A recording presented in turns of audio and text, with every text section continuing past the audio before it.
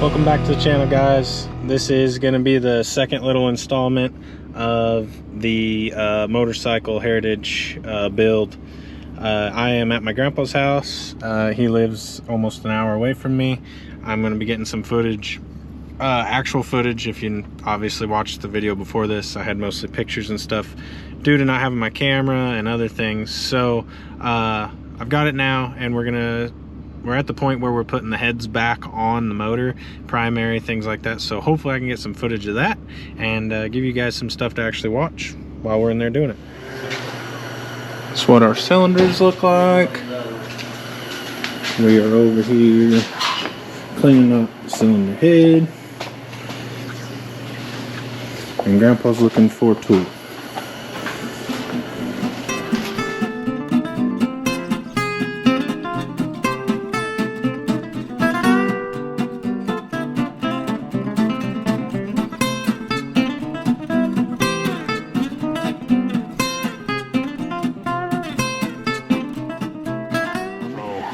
You're on candy camera, so then we can we can explain what we're doing on the camera now, and then people won't wonder what I'm doing, because everyone always says, what are you doing?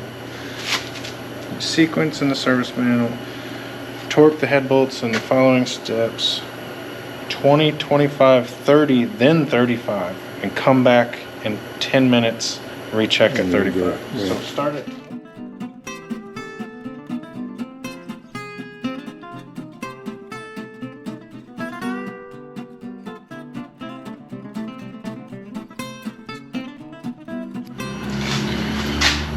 We got the rear head on there and torqued. We got the other one set on there, and we're getting the ARP fancy bolts ready to slide in their homes.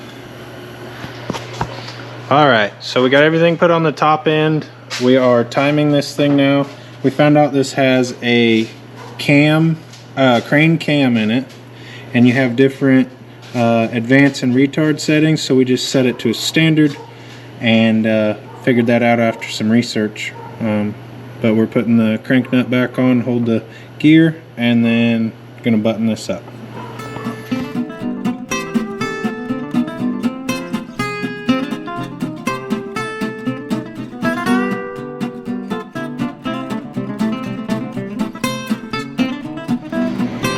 Cool. Now we got the cam chest back on. I still have to time it. Put my rotor bug in there, stuff like that. We'll go over that in a little while. Grandpa just went inside to relax a little bit. It's getting late. But yeah, we got these all torqued on.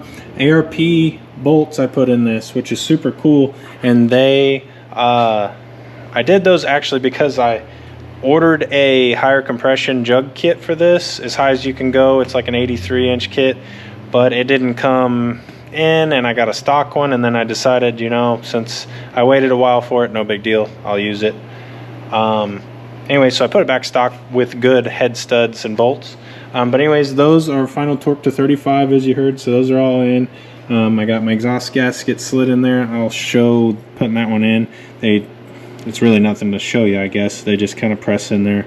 There is a tool for it, but these guys just slid right in there, no problem. So that was nice. Didn't have to fight them. Next thing I'm going to do is on my primary side, I do have a couple things. I had to replace this inner transmission seal. I guess is very common on these. I'm not real familiar with any bike in particular, but I've been around them all my whole life, so that was news to me. I bought this thing. It was kind of neglected, there's no lie about that, so I'm cleaning things up as it goes. You can tell here it's super dirty, and this guy was leaking, slinging oil everywhere, so we got that in there with a new sleeve. The sleeve itself was actually cracked, so anybody that might know what that was or why, everything feels good in the transmission. The bearings were fine. It rode good, but anyways, that was cracked and the seal was bad. So we're doing everything in the primary. So I'm going to get the seal pressed back in my inner primary. I'm sorry, the bearing, and then put seals in, and then it'll be ready to go back in. So that's what I'm doing next. Did a little whooping and got my primary bearing in here. I'm about to slide the seal in there. These just pretty much literally slide in. And then up here on the starter shaft seal, I got to put him in. Come here. Get him in there, and then we should be good to put this inner primary back on and start working on clutch stuff. I'll just finish this up tonight and be done for this evening. Well, I got everything in the primary done, and then I remembered I'm putting the Burley lowering kit on this thing, and it was driving me nuts to not have the shocks taken off yet. And on these you have to actually take them apart in the press and stuff like that. So I'm gonna get these taken off of here and then take them to my shop and just probably do like a side video, or maybe I'll just throw it in here, I don't know yet. But anyway, that way I can do it and show you the difference. It'll obviously look virtually the same. I'm just gonna change the shaft out so I can adjust the height. I'm keeping my 16 on the rear of this thing, and I'm gonna go with the 21. I ordered some DNA wheels. Obviously those take a little while to get in. I did some Mammoth 40 spokes. I did them in black, and then the spokes are stainless or chrome. So I'm really excited about those. So 21 3.5 in the front, 16 3.5. So we're gonna just lower the rear end a little bit, and then on the front I'm gonna keep everything stock height. I like how it sits for my legs and everything else. And then I'm just going to do a fender riser just to keep everything clearing. So we'll go over that at another time. But anyway, I'm going to start with this and have this set up. And I'm going to literally lower it like an inch, maybe even 3/4 of an inch.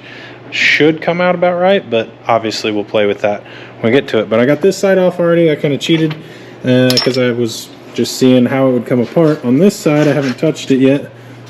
These bolts are kind of in here. They're not fun to get to.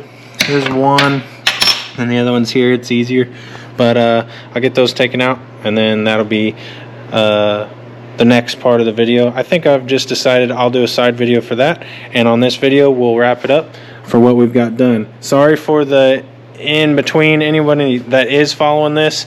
I know most of you guys are going, Harley, what are you doing playing with Harleys? Well, it's a lifetime passion for me. It's how I got my name, obviously. So taking a little break, not spending as much money on rock crawler stuff, and going the Harley route, which doesn't save you a lot of money either. But this is just a dream of mine to get done with my grandpa and have as a memory forever. And so I'm jumping on doing it, and that's why we're where we're at. So a little content on this will be what you're going to see for a bit, and then we'll get back to the other stuff. But anyway, thanks guys for watching, and I will catch you on the next one.